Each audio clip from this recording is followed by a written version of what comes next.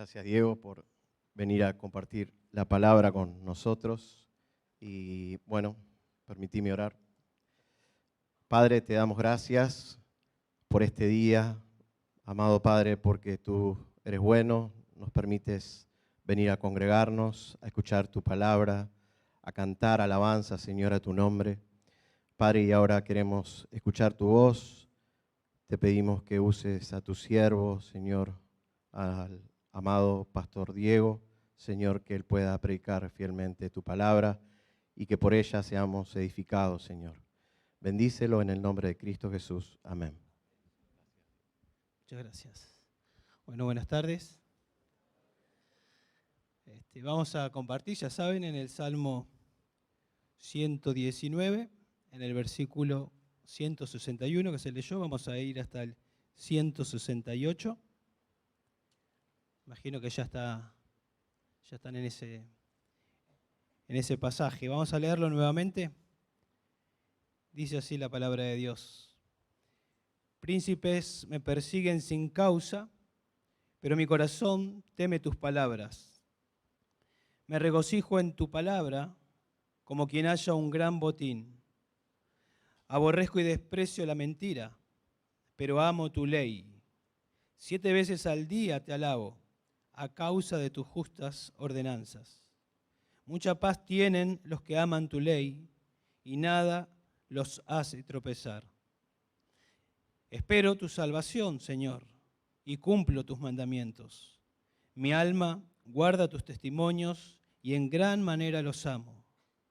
Guardo tus preceptos y tus testimonios, porque todos mis caminos están delante de ti. Bueno, creo que todos estamos familiarizados con este salmo, el salmo más largo de la Biblia. Todos sabemos cuál es el tema de este salmo. El tema es la palabra de Dios. Si ustedes leyeron, se habrán dado cuenta en la mayoría de los versículos aparece una y otra vez haciendo referencia a la palabra de Dios de diferentes maneras, con diferentes sinónimos: ley, mandamientos, estatutos, preceptos. O sea, es la palabra de Dios el tema, y cuando leemos vemos a un joven, no sabemos quién es, pero creemos que es un joven por lo que dice allá en el versículo 9. En mi corazón he guardado tus dichos, ¿no? ¿Con qué limpiará el joven su camino? Y bueno, probablemente sea un joven, pero lo que vemos en este joven es lo que deberíamos ver en todo creyente. Este hombre de Dios, este creyente, hizo de la Biblia que sea central en su vida. Hizo que este libro, que la revelación de Dios, sea central en su vida. Y la centralidad de la Biblia en su vida lo ha transformado, lo ha cambiado. Cuando nosotros lo miramos y leemos, podemos caer en pensar que es automático esto que ocurre, porque lo leemos y vemos que va creciendo este joven, que es maduro, por lo que él declara de la palabra de Dios, por lo que él pide en muchas ocasiones. Nos damos cuenta que este hombre es maduro, pero eso no fue de un día para el otro, eso no fue automático, ¿sí? Sin dudas, él, como todos, ¿no?, se habrá disciplinado para poder hacer que la Biblia sea central en su vida y que la Biblia, con el poder que ella tiene, lo transforme. También por la gracia de Dios, porque no es que uno dice, bueno, alguien nace y dice, bueno, voy a hacer que la Biblia sea central en mi vida, porque nadie busca a Dios, nadie busca la Biblia, nadie ama la Biblia, como enseguida al mirar nos damos cuenta que es un creyente, que Dios lo ha salvado, porque eso es lo que la Biblia nos enseña. Con la palabra de Dios, Dios lo ha salvado, como nos enseña Romanos 1:23. La palabra de Dios nos hace renacer, y cuando nos hace renacer, después comienza a haber evidencias, y una de esas evidencias, como nos dice 1 Pedro 2:2, es que comenzamos a desear la palabra de Dios, comenzamos a desearla como un bebé recién nacido, queremos la palabra de Dios. Y eso es lo que vemos en este hombre, un hombre que quiere conocer más y más a Dios, que le dice, Dios, abre mis ojos para que yo pueda ver las maravillas de tu ley. Y Dios contesta esa oración. Y después más adelante él dice, la exposición de tu palabra me ilumina. O sea, yo puedo vivir esta vida, puedo tener claridad, porque vos, Dios, porque tú me abres los ojos y yo puedo ver con claridad por dónde caminar. Bueno, y vemos que es un hombre maduro, ¿no? Un hombre fiel, un hombre comprometido con Dios, comprometido con las Escrituras. Un hombre que no habrá sido fácil para él, porque no es fácil disciplinarse, y menos en lo espiritual, ¿no? No es fácil, siempre es más fácil sentarse tal vez a mirar un noticiero y no pasa nada, o a leer el diario y no pasa nada, pero sentarse a leer la Biblia ya es, enseguida percibimos que hay lucha, que hay distracciones. Bueno, igual que lo que Pablo nos enseña en Romanos 7, este hombre seguramente habrá luchado consigo mismo, pero sin duda se disciplinó. Se disciplinó y es lo que es por lo que la palabra de Dios hizo en su vida, ha hecho en su vida. Nosotros vamos a estar mirando la anteúltima sección como leímos, pero si ustedes lo leyeron en algún momento se habrán dado cuenta o capaz que percibieron que hay mucha repetición y que parece que siempre está hablando de lo mismo, pero cuando uno se pone a estudiarlo estrofa por estrofa, se da cuenta de que cada una de esas partes de 8 versículos tiene su particularidad en sí. Lo que encontramos en esta porción es que si nosotros nos ponemos ante la exposición de la palabra de Dios, hará de nosotros creyentes maduros, creyentes comprometidos, fieles con la palabra de Dios. Y lo que vemos en esta porción son 6 marcas que produce la palabra de Dios cuando nos exponemos a ella con humildad. A medida que nosotros vayamos avanzando, nos podemos ir examinando si esas marcas están en nuestras vidas. Si somos creyentes, yo creo que sí, pero siempre hay que ajustar cosas y que el Señor use, ¿no?, su palabra para que nos podamos examinar a nosotros mismos. Tal vez al terminar nos damos cuenta que ninguna de estas marcas están en tu vida y bueno, vamos a explicar qué es probablemente lo que está pasando y dónde está la solución también. Comencemos entonces ahí en el versículo 161 y vemos que la palabra de Dios produce temor que te hace perseverar aún en la adversidad. La palabra de Dios produce temor que te hace perseverar aún en la adversidad.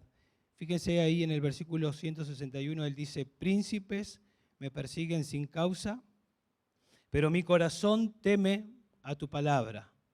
Mi corazón teme a tu palabra. Todo el Salmo nos muestra que él es fiel, que él está comprometido a la palabra de Dios. Y por ser fiel y estar comprometido a la palabra de Dios, acá vemos que paga un precio. Porque dice, me persiguen sin causa. Por ser un hombre que lee y que obedece a Dios, paga el precio. Lo están persiguiendo y lo persiguen sin causa. Acá dice que son príncipes los que lo están persiguiendo. Pueden ser autoridades civiles.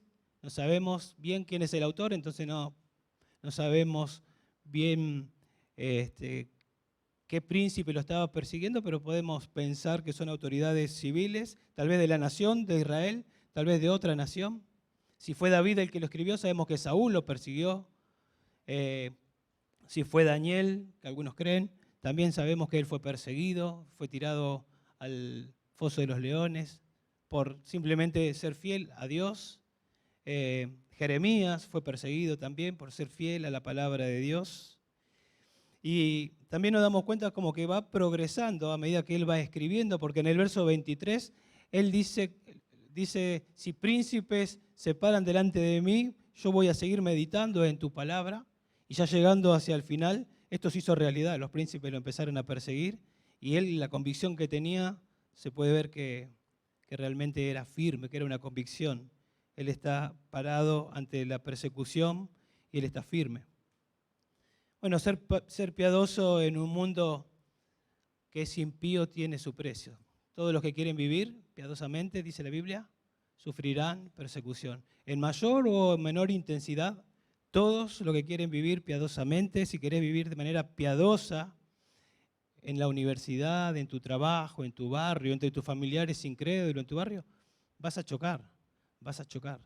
Y cuanto más piadoso seas, bueno, más vas a chocar en un mundo oscuro, en un mundo que rechaza a Dios. Jesús, cuando él iba camino a la cruz, lo pararon unas mujeres y Jesús le dijo, si esto hicieron en el árbol verde, ¿qué no harán en los demás? ¿No? Ahí tenemos en Hebreo 11 una lista de hombres, de mujeres que fueron perseguidos y maltratados simplemente por su fe, por ser fiel a Dios. Sin causa, o la causa, ser fiel a Dios. Tiene un precio ser fieles, tiene un precio ser piadoso. Tiene un precio ser cristiano, ¿no? Para mí el vivir es Cristo, cantábamos. Eso dice Pablo, para mí el vivir es Cristo. Para mí vivir es vivir a Cristo. Cuando Dios nos salva para formar a Cristo en nuestras vidas. El Espíritu Santo viene a vivir en nosotros y el Espíritu Santo usa su palabra para ir transformándonos y va formando a Cristo en nosotros. Y cuanto más parecido a Cristo somos, cuanto más piadosos somos, más vamos a chocar en este mundo. ¿Sí? Eso va a pasar, no nos tiene que sorprender. Nos tendría que sorprender y nos tendríamos que preguntar si no pasa nada, si está todo bien donde estamos. Tendríamos que examinarnos. Bueno, a pesar de la persecución, este hombre se mantiene fiel. Vemos acá que se mantiene fiel y nos preguntamos, ¿de dónde él saca esa fortaleza para seguir siendo fiel? Porque me persiguen los príncipes, él dice, me persiguen los príncipes, pero mi corazón teme tu palabra. Ahí está haciendo un contraste. Me están persiguiendo, pero yo sigo siendo fiel a la palabra de Dios. Bueno, la respuesta a dónde saca él la fortaleza, podemos responderla de esta manera. La palabra de Dios, o la fiel palabra de Dios, hace que este hombre sea fiel. La fiel palabra de Dios hace que este hombre sea fiel. O sea, no es un superhombre, es fiel porque la palabra de Dios lo hace que sea un hombre fiel. Ese es el poder de la palabra de Dios. La palabra de Dios es la que lo vivifica a él. La palabra de Dios es la que lo anima. Estoy diciendo todas palabras que seguramente cuando leen encuentran. La palabra de Dios lo exhorta, lo instruye, lo confronta, lo consuela, lo fortalece. La palabra de Dios es la que lo empodera para perseverar aún cuando príncipes lo persiguen. Y está bueno pensar, ¿no? Porque por ahí leemos rápido y lo vemos como algo lejano, ¿no? Pero sabemos que hay lugares donde nuestros hermanos están siendo perseguidos y en algún momento nos puede llegar a tocar a nosotros.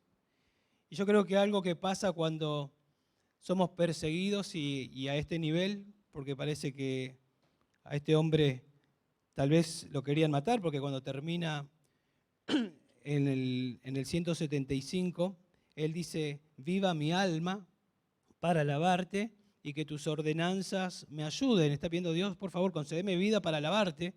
Y por lo que viene diciendo, probablemente esta persecución estaba en juego su vida también.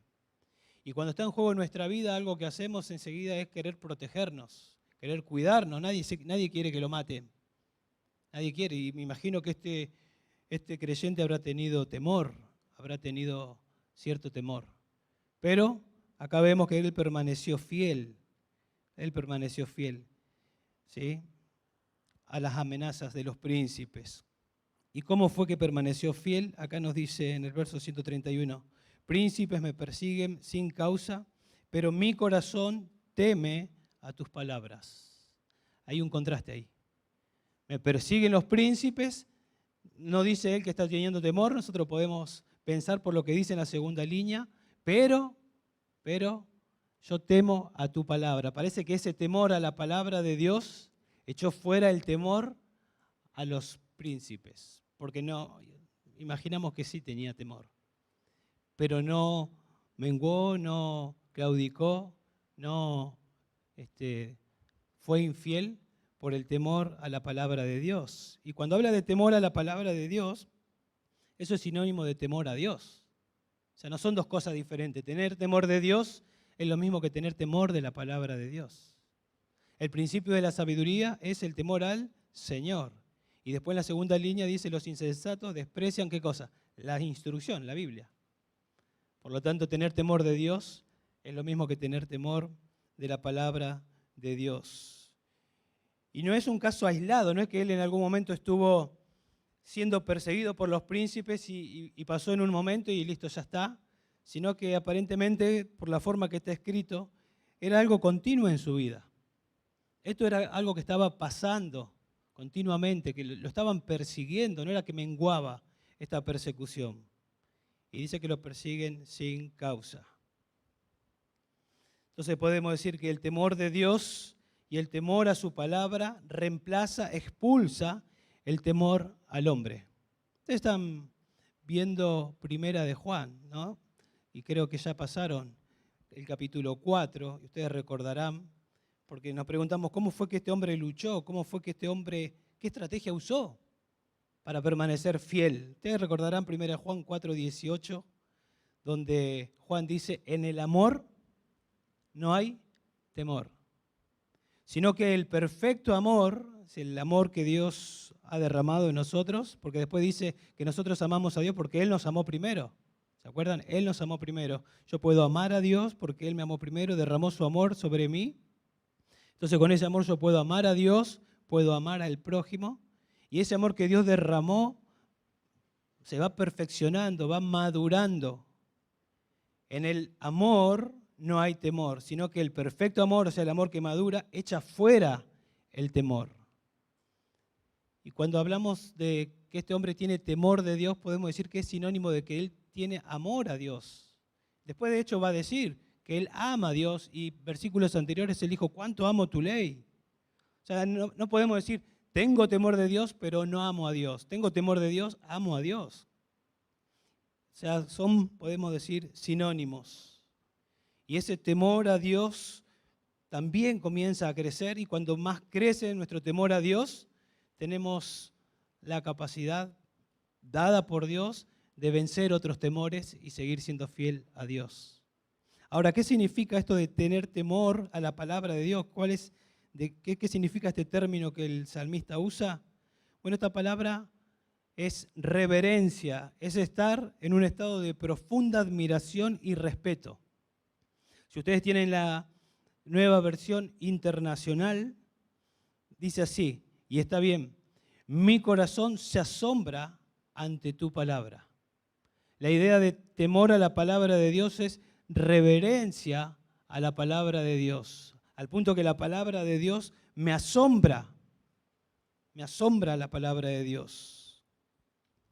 Es la idea de un respeto profundo y un sentido de asombro ante la palabra de Dios que preserva a los fieles de volverse traidores a Dios, dice un comentario.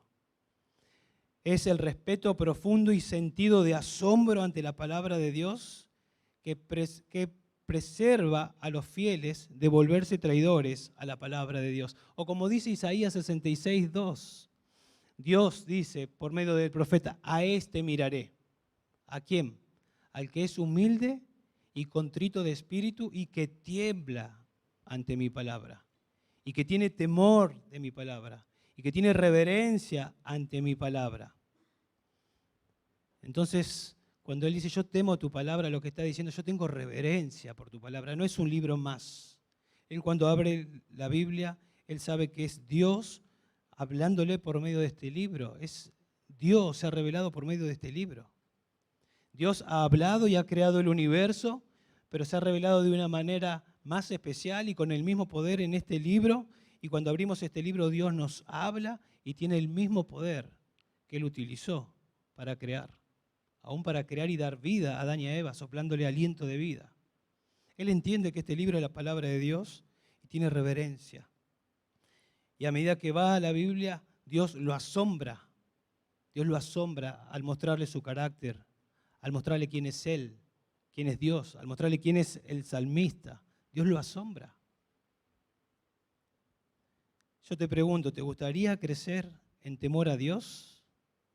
¿Qué es reverencia? ¿Qué es asombro ante su presencia y ante su palabra? Yo creo que sí, todos queremos crecer. En Eclesiastés, la conclusión de todo lo que se dijo, dice allá en 12:3, es teme a Dios. En Proverbios 1:7 dice el principio de la sabiduría es el temor a Dios. ¿Queremos ser sabios? Supongo que sí. El principio de la sabiduría es el temor a Dios. Escuchen lo que dice Deuteronomio, capítulo 4, versículos 10 y 11. Yo se los leo. Y nos dice de manera práctica cómo podemos crecer en temor a Dios. En el capítulo 4, en el verso 10, dice, recuerda el día que estuviste delante del Señor, tu Dios, en Horeb, cuando el Señor me dijo, reúne al pueblo para que yo les haga oír mis palabras. Moisés, reunime al pueblo, dice Dios, para que yo le haga oír mis palabras al pueblo. ¿Para qué Dios quería reunir al pueblo y que escuchen, que oigan sus palabras? A fin de que aprendan a temerme todos los días, que vivan sobre la tierra y la enseñen a sus hijos. ¿Querés crecer en el temor a Dios? Tenés que sentarte con una actitud humilde a oír la palabra de Dios cada domingo y en tu casa, si querés crecer en temor a Dios. En Deuteronomio capítulo 17, en el verso 18 y 19, dice así, y sucederá, esto era lo que tenía que hacer un rey, y sucederá que cuando él se siente sobre el trono de su reino, escribirá para sí una copia de esta ley en un libro, en presencia de los sacerdotes levitas. La tendrá consigo y la leerá todos los días de su vida. Todos los días de su vida. ¿Para qué? Para que aprenda a temer al Señor su Dios, observando cuidadosamente todas las palabras de esta ley y estos estatutos, para que no se eleve su corazón sobre sus hermanos y no se desvíe del mandamiento, ni a derecha ni a izquierda, a fin de que prolongue sus días, etc. Pero se tiene que hacer una copia, dijimos en el primero, escuchar, leer la palabra de Dios te va a hacer crecer en temor, en asombro, porque es Dios hablando. Cuando venimos con reverencia y con una actitud, Dios, háblame, Dios nos habla, Dios nos habla. Y en Éxodo, permítanme, les leo Éxodo 20:20, fíjense qué más hace el temor, 20:20 de Éxodo, dice, y respondió Moisés al pueblo, no temáis, porque Dios ha venido para ponernos a prueba y para que su temor permanezca en vosotros y para que no pequéis. O sea que cuando tenemos temor de Dios, cuando leemos las Escrituras, cuando escuchamos las Escrituras, Dios usa eso para hacernos crecer y para hacernos temer y alejarnos del pecado. Y ocurre lo que conocemos como santificación. Amamos a Dios y como vamos a ver después, que el mismo salmista va a decir, aborrecemos el pecado. Eso ocurre. Eso es lo que hace la palabra de Dios. Ese es el poder santificador de la palabra de Dios. Esa es una marca que deja las Escrituras cuando nos exponemos a ella. Job 1:1, ustedes lo conocen a Job, dice que era un hombre irreprochable, temeroso de Dios y agrega, y apartado del mal. ¿Ven? Temeroso de Dios, apartado del mal. No se puede ser temeroso de Dios y viviendo en el mal. Cuando tememos a Dios, nos alejamos del pecado. Entonces yo te pregunto, ¿tenés reverencia ante la palabra de Dios? ¿Te asombra la palabra de Dios?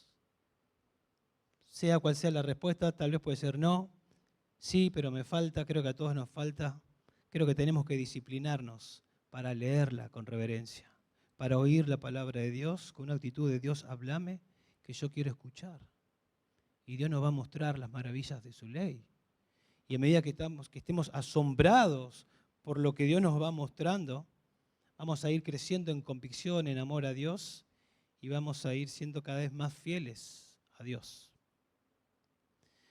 La palabra de Dios no solo produce temor, que te hace perseverar en la adversidad, sino que también en el verso 162 vemos que la palabra de Dios produce regocijo inefable, podemos decir, tomándolo de Pedro, allá de capítulo 1, verso 8.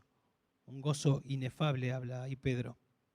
O sea, exponerte a la palabra de Dios con una actitud humilde y que Dios te asombre con su carácter, con lo que Él es, eso va a producir gozo. Eso produce gozo. O sea, el gozo no lo podemos nosotros autoproducir, pero nosotros sabemos lo que Dios usa para producir gozo en nosotros. ¿Se acuerdan cuando el Señor se le pegó a dos discípulos que iban camino a Emaús? El Señor comienza a compartirle las Escrituras, le abre las Escrituras. Bueno, ustedes conocen la historia. Cuando termina y el Señor se va, ellos, ¿qué se dicen?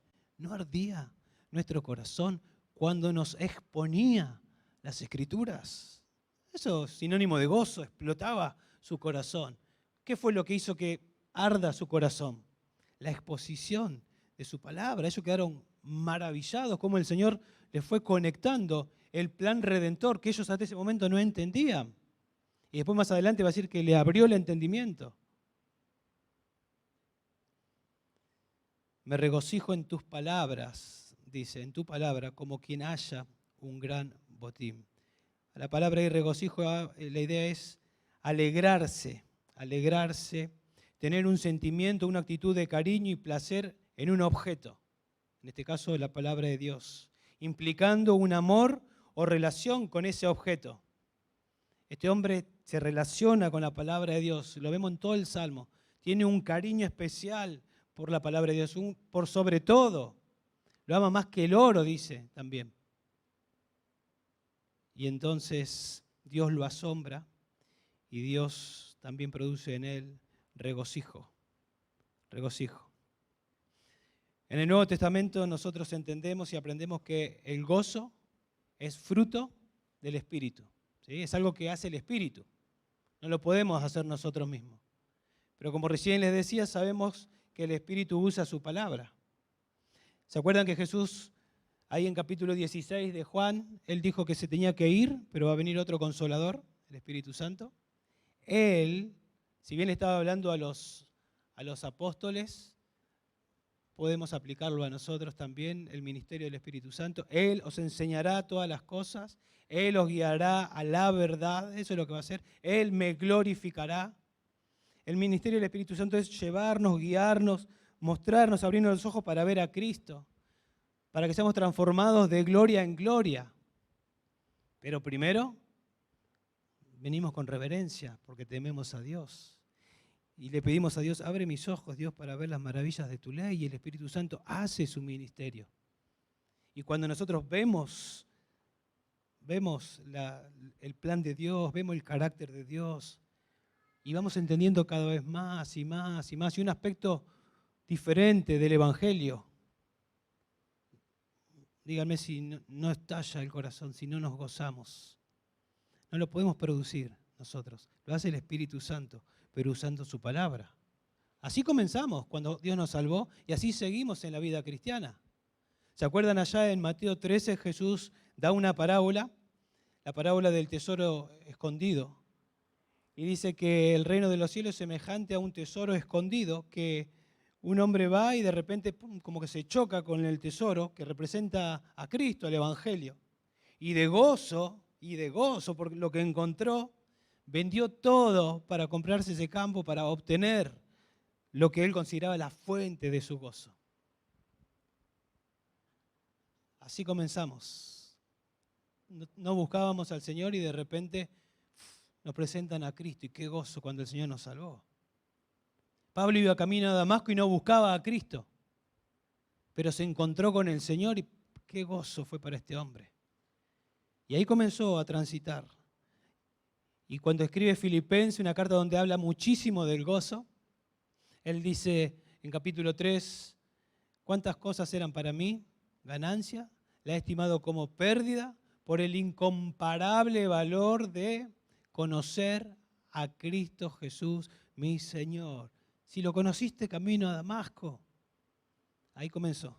Pero hay más y más y más. Y la fuente de gozo, de incomparable valor, era Cristo. Por eso Pablo se dedicaba a estudiar las Escrituras, a enseñar las Escrituras.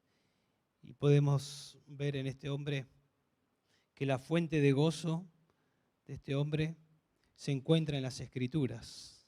Cuando usted va a las Escrituras con reverencia, cuando usted se asombra, Dios lo hace, el resultado va a ser gozo. Eso va a pasar, sin dudas. Podemos decir que no podemos separar la reverencia del regocijo. Nos acercamos con reverencia al Señor, asombrados, y vamos a encontrar regocijo de parte de Dios. Es inseparable. En el Salmo 112, en el versículo 1, dice, bienaventurado, doblemente feliz, ¿sí? ¿Quién? El hombre que teme a Dios. ¿Quién es doblemente feliz? El que teme a Dios, el que tiene reverencia, ese es doblemente feliz. Es inseparable. Müller, un hombre de Dios, dice que se preocupó por una cosa en su vida. Él dice, esto es lo más importante para mí, es tener mi alma feliz en Dios. ¿Y saben qué hizo? Se dedicó a leer y meditar en las Escrituras. Yo quiero que mi alma esté feliz en Dios. ¿Qué hago? Müller dice, lee y medita las Escrituras. Porque eso es lo que Dios usa, ¿no?, para producir gozo en nuestras vidas. La fuente de gozo y felicidad es Jesús. Cuando Él nos habla, Él dice, mis ovejas oyen mi voz y me siguen. Y cuando nosotros oímos su voz por medio de su palabra y le seguimos, el resultado es gozo. Cuando nosotros miramos al mundo, que obviamente sus oídos están cerrados, sus ojos están cerrados y no siguen la voz del buen pastor, siguen otras voces, no vemos gozo. No vemos gozo. Y nosotros estábamos ahí. Y por primera vez experimentamos el gozo cuando nos presentaron a ¿quién? A la fuente de gozo, a Cristo. Los preceptos del Señor son rectos, que entristecen el alma, dice, que alegran el alma, que alegran el alma. Y saben que cuando Él usa acá en el versículo que estamos considerando, me regocijo en tu palabra, ese término palabra puede ser traducido como promesa. Puede ser traducido como promesa. Me regocijo en tu promesa, puede ser y estaría bien.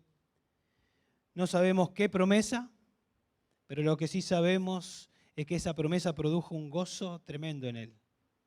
Lo que sí podemos saber es que Él la creyó de todo corazón y que produjo regocijo en Él.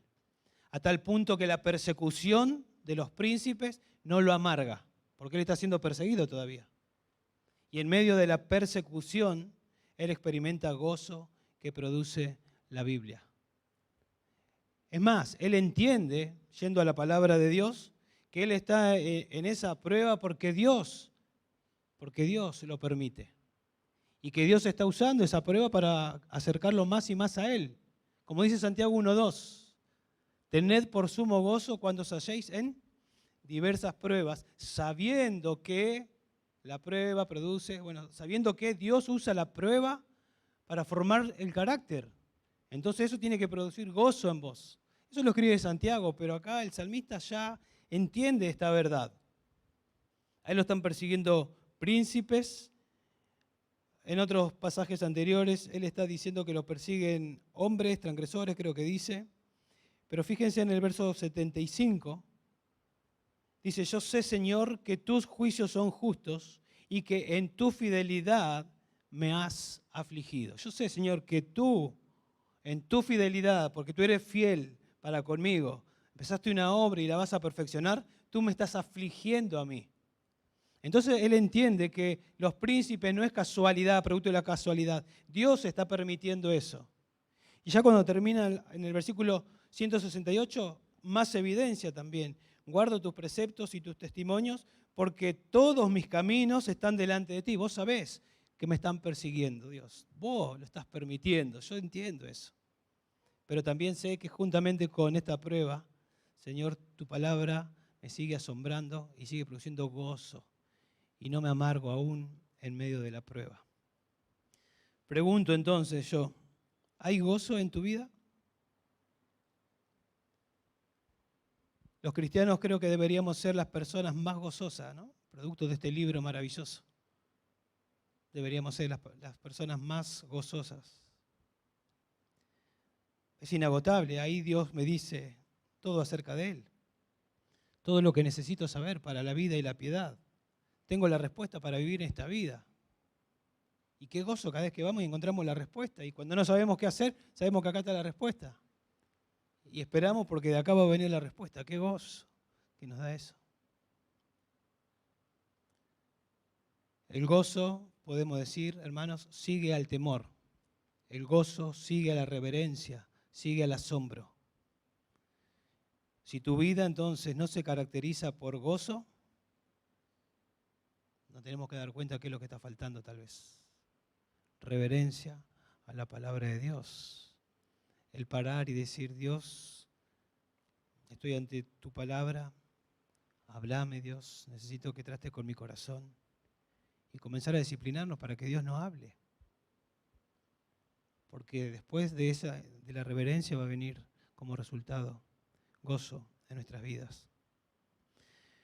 Si detectamos que somos impacientes, contrario a pacientes, a estar tranquilos, a tener gozo, criticones, egocéntricos, infelices, algo está mal, ¿no? Algo está mal. Y tenemos que, según lo que estamos viendo acá, no debería ser. Esas no deberían ser las marcas de un cristiano. Debería ser reverencia, debería ser regocijo, como estamos mirando. La palabra de Dios no solo produce temor, que te hace perseverar aún en la adversidad. La palabra de Dios no solo produce gozo, sino también en el 163 vemos que la palabra de Dios produce amor, podemos decir amor creciente, que te hace aborrecer el pecado. Dice el verso 163, aborrezco y desprecio la mentira, pero amo tu ley. Rechaza el pecado debido al amor que tiene a la palabra de Dios. O sea, su amor a la palabra de Dios lo lleva a rechazar el pecado. No se pueden las dos cosas al mismo tiempo. Y cuando habla de amor, la idea es de un afecto basado en una relación cercana. Y los ejemplos que uno encuentra cuando va a los diccionarios es que, por ejemplo, a Abraham, o Dios le dice, dame tu hijo, a tu hijo Isaac, a quien tú amas. Y habla del amor por cercanía. Bueno, este hombre ama la palabra de Dios porque vive cercano a la palabra de Dios y a medida que está más cerca de la palabra de Dios, crece más en amor a Dios y a su palabra. La familiaridad con la palabra de Dios lo hace crecer muchísimo. Fíjense ahí en el versículo 97, él dice, o sea, como que no encuentra palabras para describir su amor a Dios. ¿Vieron? Cuando nosotros queremos ser exagerados y decimos, mira, no sé cómo decírtelo y buscamos la manera de, bueno, él no encuentra la manera de decir, ¿cuánto amo yo tu ley, Señor? No hay palabras. ¿Y qué viene a continuación? Todo el día es ella mi meditación. Todo el día reflexiono en tu palabra. Entonces yo me pregunto, ¿amo la palabra de Dios? Y enseguida me tengo que preguntar, ¿me dedico a reflexionar? ¿Me dedico a pensar en la palabra de Dios? ¿Qué es lo que ocupa mi reflexión, mi meditación? Porque eso que está ocupando mi reflexión y mi meditación, eso es lo que yo amo. Eso es lo que yo amo. Y en la medida que crecemos en amor a la palabra de Dios, amamos más lo que Dios ama y aborrecemos más lo que Dios aborrece. Fíjense solamente, alguna vez tocamos esta porción del versículo 97 al versículo 104, cuando estábamos en el otro salón. Pero solamente mostrarle el versículo que acabamos de leer. Fíjense, cuánto amo tu ley, todo el día es ella mi meditación. Y fíjense cómo termina esa estrofa, verso 104. De tu precepto recibo entendimiento, por tanto, ¿qué? Aborrezco todo camino de mentira. Cuánto amo tu ley, aborrezco la mentira. Eso es santificación. Cuanto más amo a Dios y a su palabra, más voy a aborrecer el pecado. Y saben que la palabra que usa acá para aborrecer es bien fuerte. Imagínense que se usa para hablar de los hermanos de José, que cuando vieron, ¿se acuerdan a este soñador? Allá viene este soñador. ¿Y qué dijeron? Matémoslo, porque lo odiaban. Se lo querían sacar de encima. Claro, eso estaba mal, pero es la misma idea acá para odiar y para aborrecer el pecado. Va creciendo en amor a la palabra de Dios y va creciendo en su odio a lo que es falso, a lo que es contrario a Dios. Y la palabra despreciar es similar, habla de aborrecer, desdeñar, degradar. Se usa, por ejemplo, en Deuteronomio 7:26, donde dice, y no traerás cosa abominable. Dios dice, no traerás cosa abominable a tu casa, pues será anatema como ella. Ciertamente la aborrecerás y la abominarás, pues es anatema. Tenés que odiar, tenés que despreciar la idolatría, dice Dios. Y esa misma palabra Dios la usa acá inspirando al salmista para decir que de esa misma manera tenemos que odiar y aborrecer el pecado, la mentira. Y la idolatría también es falsedad, ¿no? Es pecado. Y cuando él dice que él ama la ley de Dios, esa palabrita ley significa instrucción divina. Entonces, lo que él está diciendo es, yo amo ser instruido por vos, Señor. Yo amo ser instruido por vos. Y cuando él va a la ley de Dios y Dios le instruye, Dios les instruye en múltiples asuntos de la vida. Dios les instruye, por ejemplo, acerca del matrimonio. Él va y él entiende que el matrimonio lo creó Dios. Entonces, cuando él escucha una falsedad en cuanto a la enseñanza del matrimonio, él aborrece esa mentira. Él va a las Escrituras y encuentra lo que la Biblia dice en cuanto a la familia, y cuando escucha lo que se enseña en cuanto a la familia, o cuando nosotros escuchamos, debería producir algo. No estoy diciendo de odiar a las personas porque las tenemos que ganar, pero aborrecer esa mentira. ¿Sí? Tampoco orar que les caiga fuego del cielo, pero demostrar de alguna manera que amamos a Dios, diciendo que es lo que creemos. El apóstol Pablo amaba el Evangelio y protegía el Evangelio al punto que llegó a decir, el que predica otro Evangelio diferente, sea maldito, sea anatema. Esas son expresiones de odio a esa falsa enseñanza, esa falsa doctrina. Y a veces nosotros nos preguntamos, ¿por qué me falta ese celo que veo en Pablo? Ese celo por la palabra de Dios y ese celo también por odiar la falsa doctrina.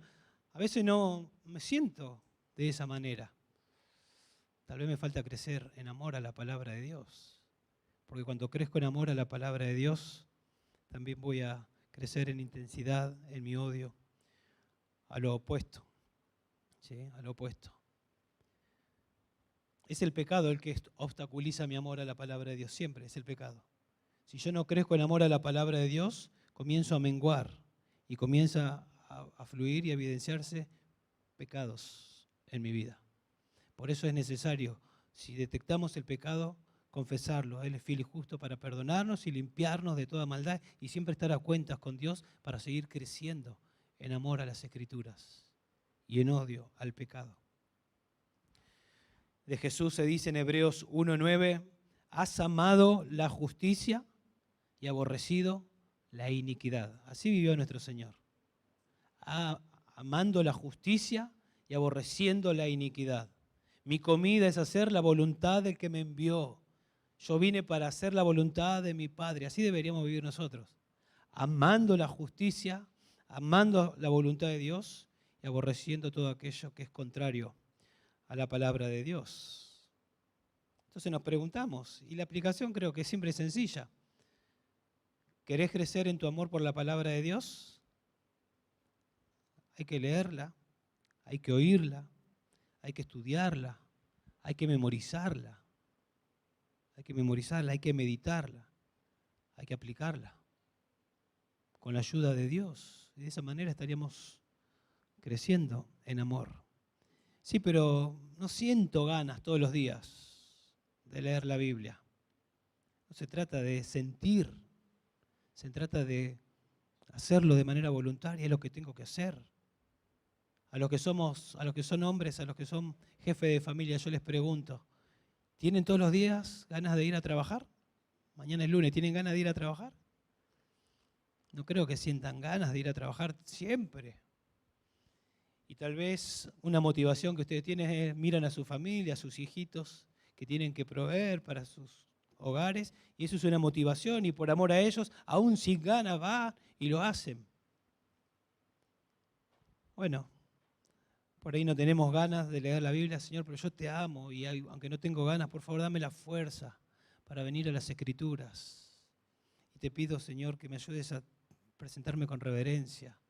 Y por favor, asombrame, Dios. Y trae gozo a mi vida. Y ayúdame a crecer en amor. No importa si tenés ganas, disciplinate para hacerlo. Y te vas a dar cuenta que va a llegar un momento que vas a tener ganas de hacerlo. Vas a tener ganas de hacerlo. Te vas a quedar siempre con hambre y vas a querer más.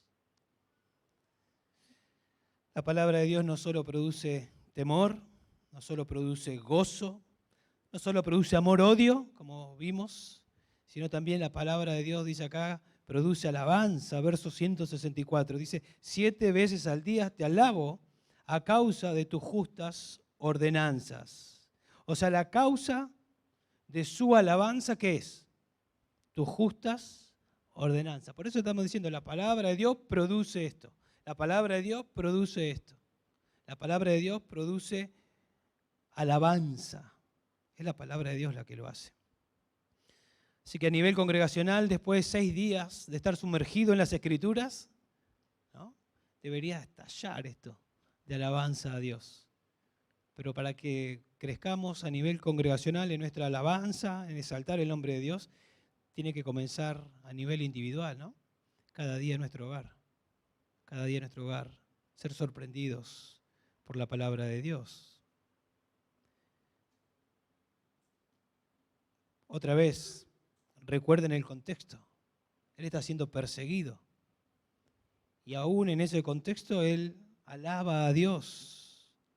Él canta a Dios.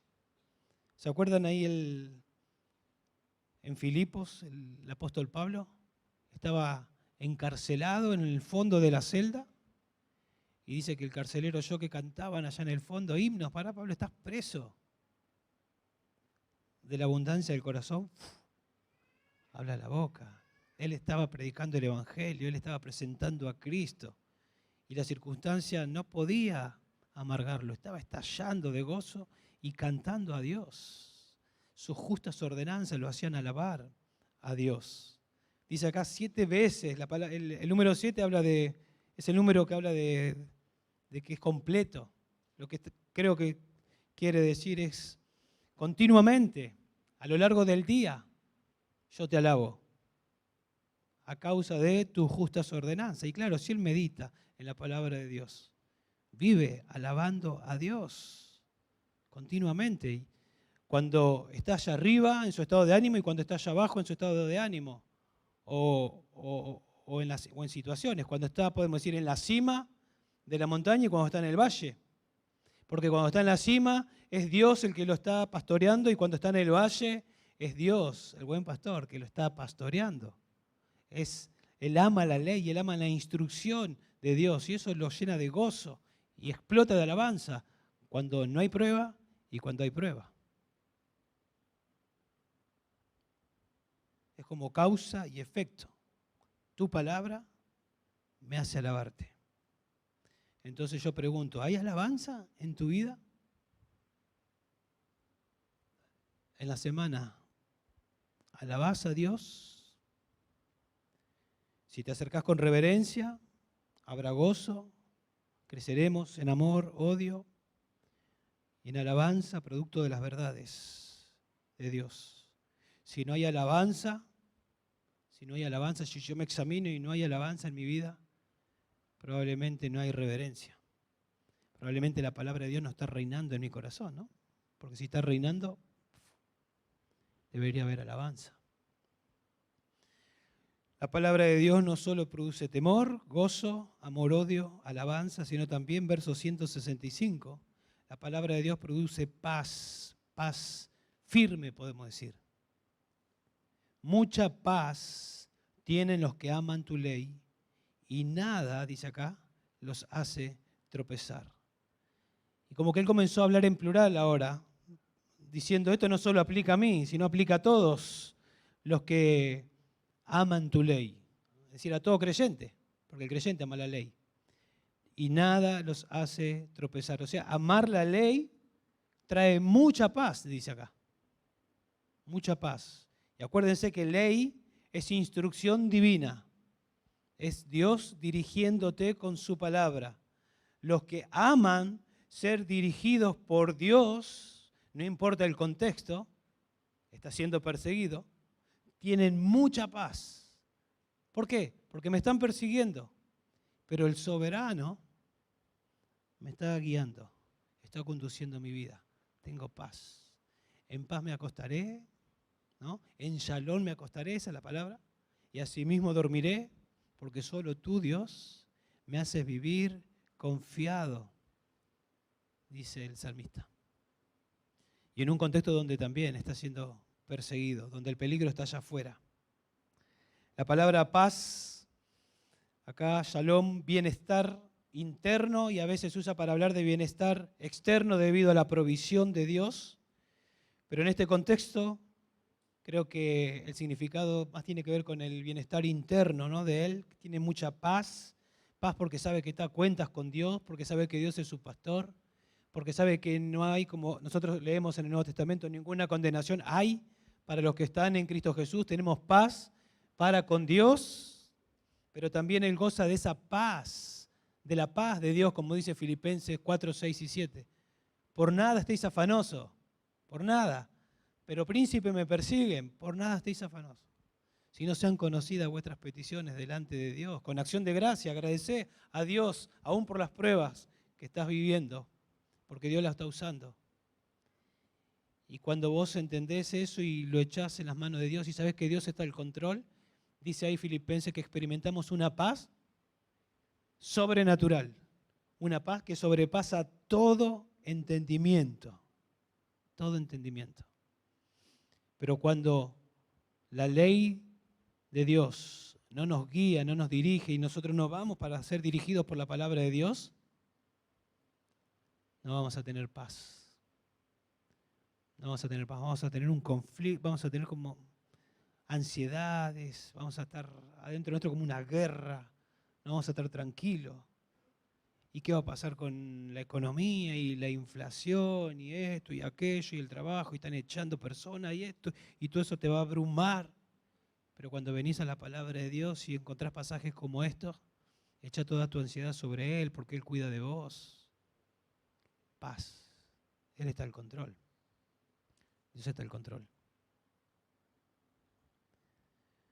Aunque hay persecución, entonces el samita sabe que Dios está al control y entonces él tiene paz.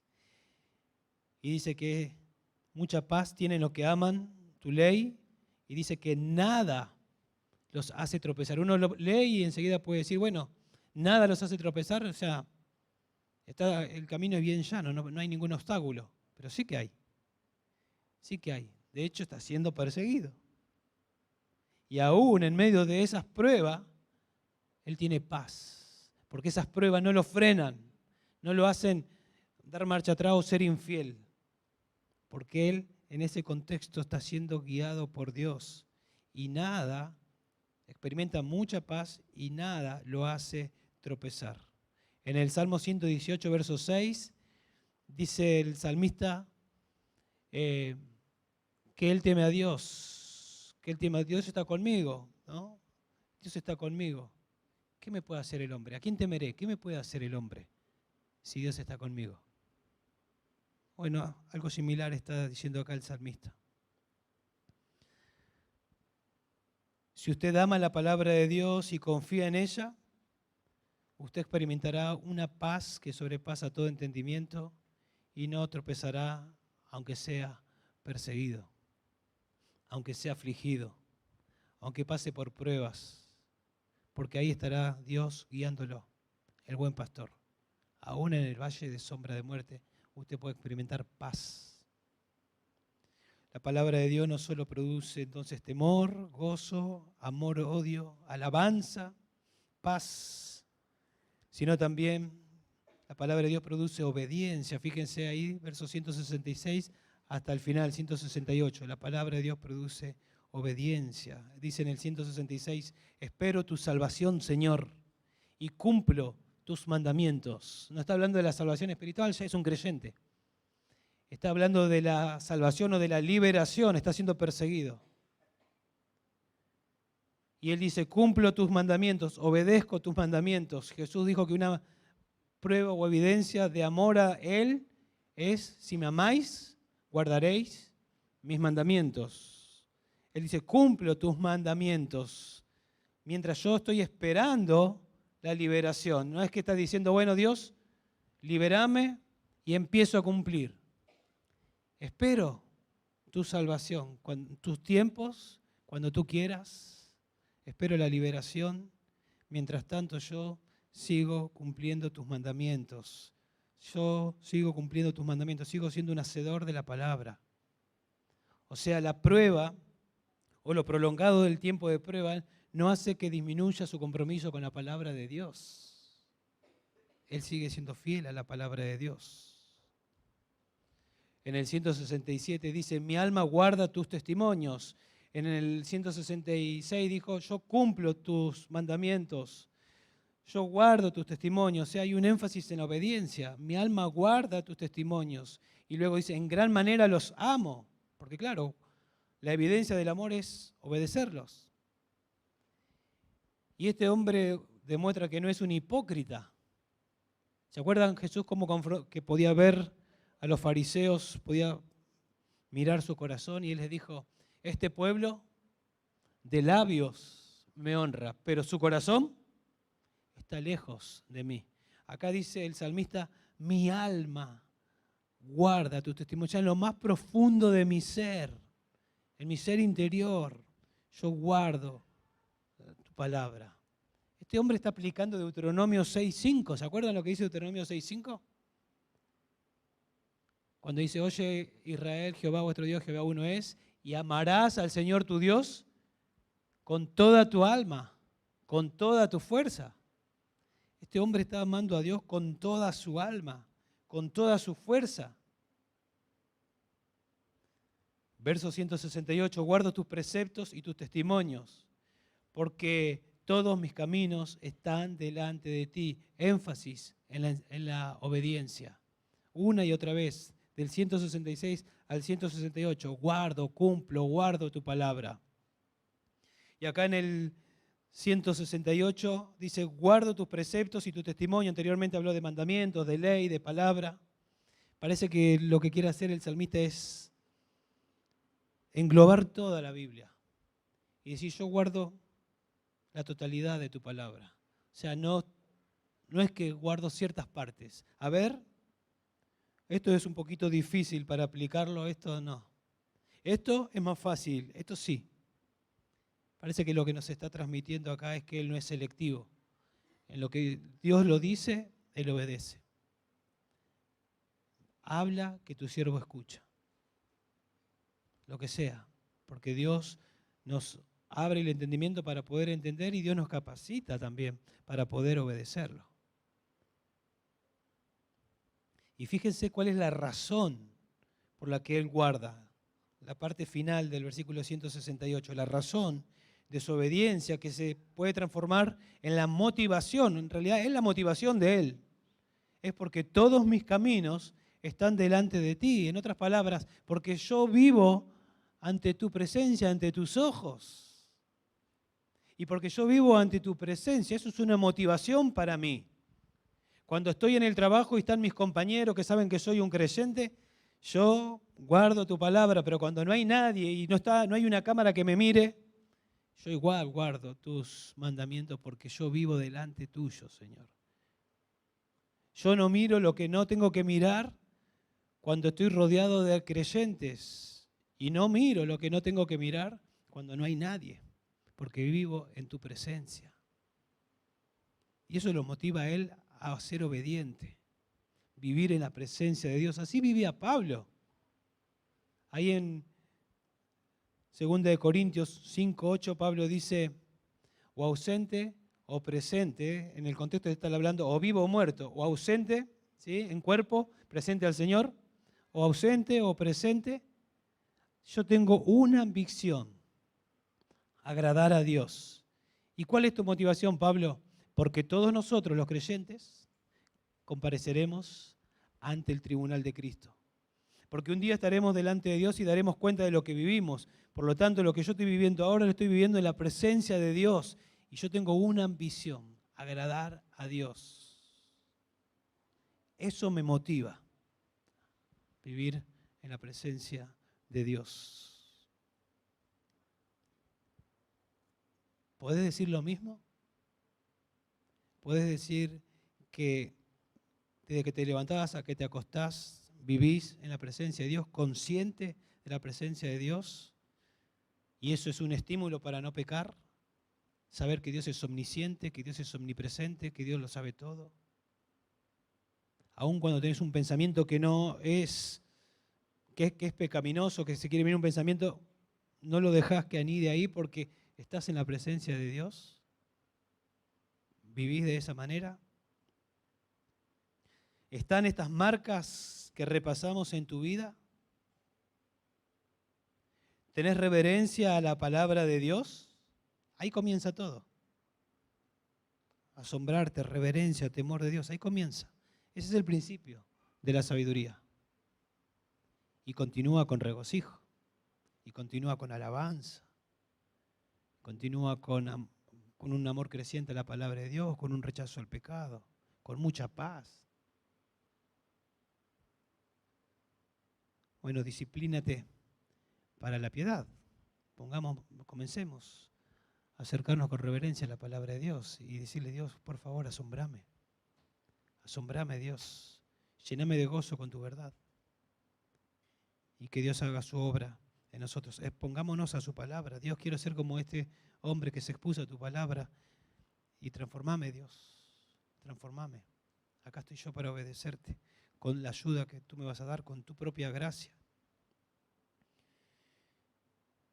Y si al ir avanzando decimos, esta marca, la primera, no está en mi vida, la segunda, la tercera, y así llegamos hasta el final y considerás que estas marcas no están en tu vida, probablemente no has renacido, Dios no te ha dado vida espiritual todavía.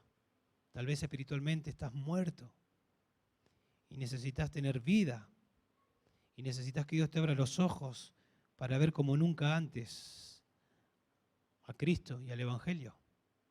Dice la Biblia que el Dios de este siglo cegó el entendimiento para que no le resplandezca la luz del Evangelio. Pero por medio de la predicación Dios puede hacer estallar esa ceguera espiritual y hacernos ver como nunca antes lo que Cristo hizo en la cruz.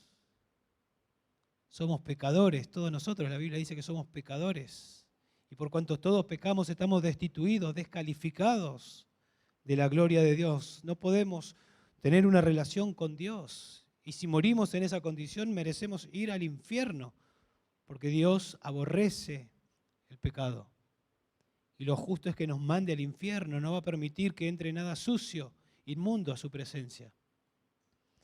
Y a eso le sumamos que si yo intento hacer buenas obras para solucionar el problema e intentar, aunque estas marcas estén en mi vida y me esfuerzo para que estén, para que Dios me acepte, la Biblia dice que no es por obras, no es por lo que podamos hacer que vamos a conseguir la salvación. Más bien dice que tenemos que reconocer que no podemos hacer nada para ser salvos. Lo que sí tenemos que reconocer es que somos pecadores y que por ser pecadores estamos separados de Dios. Y necesitamos un sustituto. Necesitamos alguien, porque la paga del pecado es muerte. Necesitamos que alguien perfecto y sin pecado muera y pague por nuestros pecados. Pero no solo que muera y pague, sino que resucite. Y esa persona se llama Cristo. Cristo es Dios, la segunda persona de la Trinidad, que vino a este mundo y que nació, que fue un bebé, fue tentado en todo, pero sin pecado, porque claro, es Dios. Dio muchísimas enseñanzas preciosas, alimentó a las multitudes, pero Él dice que vino a buscar y a salvar lo que estaba perdido. ¿Quiénes? Las personas, por ser pecadoras. ¿Y de qué manera Él la vino a buscar y a salvar? Las personas necesitan un sustituto, alguien que muera en su lugar, pero alguien sin pecado. Y Cristo vino, se hizo hombre, sin dejar de ser Dios, para ir a la cruz y morir por los pecados de todos aquellos que un día se iban a arrepentir y creer en Él. Al tercer día, después de pagar, de sufrir el castigo, Él entregó el Espíritu, Él resucitó, Él consiguió esa justicia. Y Él está dispuesto a dar esa justicia y declarar justo al pecador que viene a Él reconociendo su bancarrota espiritual, reconociendo que no tiene nada más que ofrecer que su pecado, el cual Cristo lo paga en la cruz. Entender que no puede hacer nada y reconocer que es un pecador y arrepentido, cree que Jesús es el único Salvador y suficiente Señor para su vida. Y le pide en arrepentimiento, por favor, Dios, sálvame. Dios te salva. Dios te salva, Dios te da vida eterna y comienza tu caminar con el Señor. Él te reconcilia. Él es el camino, la verdad y la vida. Nadie va al Padre si no es por medio de Él. Así que considera eso y si entendés que no lo has hecho, yo te exhorto por medio de la palabra de Dios a que te arrepientas de tu pecado y creas en Jesús para ser salvo. Y para los que ya somos creyentes, examinemos nuestra vida a la luz de estas 6 marcas y que el Señor nos ayude a hacer lo que tengamos que hacer para parecernos más a este joven que de alguna manera imita, ¿no? Aunque es ante el Antiguo Testamento, a quien luego sería el ejemplo perfecto, Jesús. Vamos a orar. Padre, te damos gracias, Dios, por tu palabra. Gracias, Señor, por enseñarnos, por instruirnos, por mostrarnos una vez más, Dios, el poder de tu palabra, lo que ella puede hacer cuando con humildad nos sometemos a ella, Dios. Y queremos que ese poder transformador ocurra en nosotros, Dios, en cada uno de nosotros. Ayúdanos a disciplinarnos, Dios, para cada día tener un tiempo de presentarnos ante ti, Dios, en oración y para leer las Escrituras, para meditar, para que nos asombres, Dios, con tus verdades, con tus atributos, con tu naturaleza, para que, Señor, nos llenes de gozo, para que nuestro corazón, Señor, fluya alabanza, para que podamos crecer en amor y odiar el pecado, para experimentar esa paz que sobrepasa todo entendimiento, Dios, y ayúdanos a vivir todos los días en tu presencia y que eso sea una motivación, Dios, para agradarte y para no pecar. Te lo pedimos, Dios, en el nombre de Jesús. Amén.